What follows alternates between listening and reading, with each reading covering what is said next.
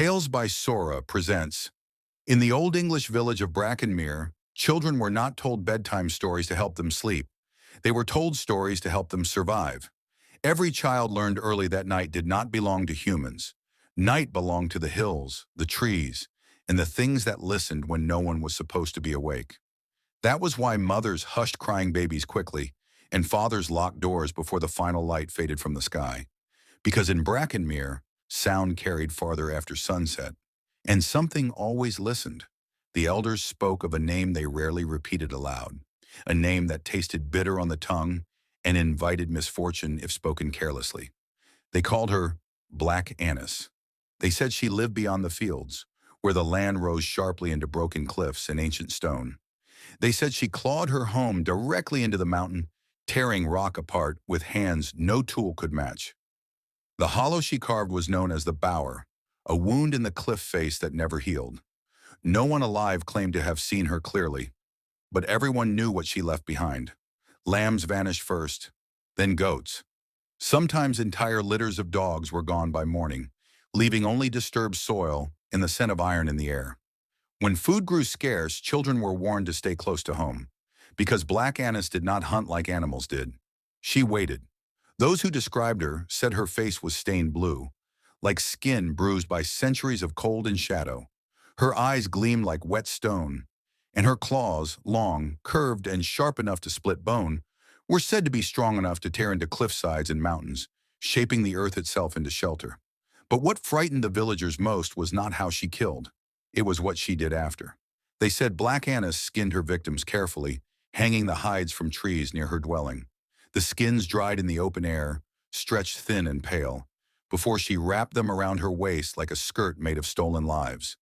This was not hunger alone. This was possession. The story was meant to teach children obedience. Do not wander. Do not scream at night. Do not disobey your elders, or Aganess would reach into your home and take you where no one could follow. For many years, the warning worked, until the night Edmund Hawk disappeared. Edmund was 7 years old, restless and curious, always slipping away toward the fields when his mother's back was turned.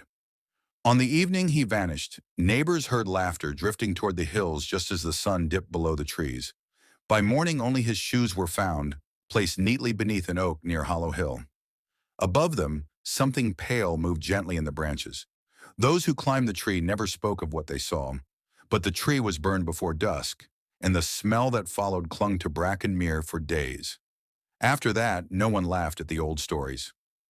A priest named Father Albrecht arrived the following season, sent from the south to bring reason to what he called a superstitious village. He dismissed Aganess as folklore meant to frighten children into obedience. Fear, he said, is not faith. He told parents to stop filling young minds with lies. 3 nights later, bells rang from the cliffs where no bells had ever hung. Father Albrecht followed the sound, carrying a lantern and his crucifix. He did not return. His cross was found embedded deep in the stone at the mouth of the bower, twisted and bent, as if pressed there by fingers stronger than iron. Then came Agnes Feld. Agnes did not scream. She did not struggle. She simply vanished from her bed on a night when the village slept uneasily beneath a thin moon. No tracks were found, no signs of blood. Only her red shawl lay folded neatly at the cliff's entrance, as though returned with care. That was when the elders realized something had changed, because Agnes had not been eaten. She had been taken. Deep within the bower, beyond where torchlight dared to reach, Aganess kept her trophies. Bones were stacked by size and shape, cleaned and arranged with unsettling order. Skins hung from hooks driven directly into the rock, whispering softly when the wind passed through the hollow. Agnes sat among them, alive, silent, watching. Aganess did not kill her. She taught her. The witch was older than Brackenmere, older than the laws that governed it. Long ago, fear had been the village's discipline, and Aganess its keeper. But time had weakened belief. Children no longer feared consequences, so Aganess decided to change. Instead of stealing children, she would raise one.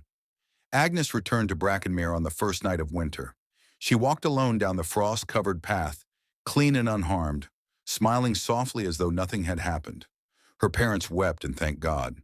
The villagers whispered prayers and watched her closely, but Agnes was not the same. She never cried, never laughed.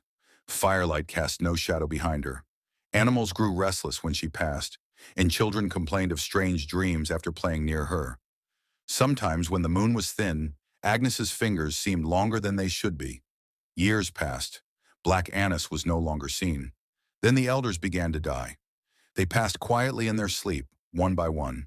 In every case, their skin was found folded carefully at the foot of the bed, untouched and perfectly preserved. On Agnes's 16th birthday, a storm split the sky.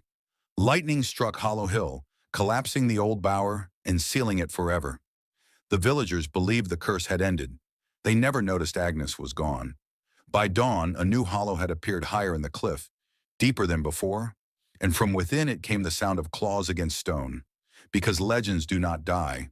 They are taught, they are inherited. And in Brackenmere, Aganess no longer walks the hills. She watches. This has been Tales by Sora.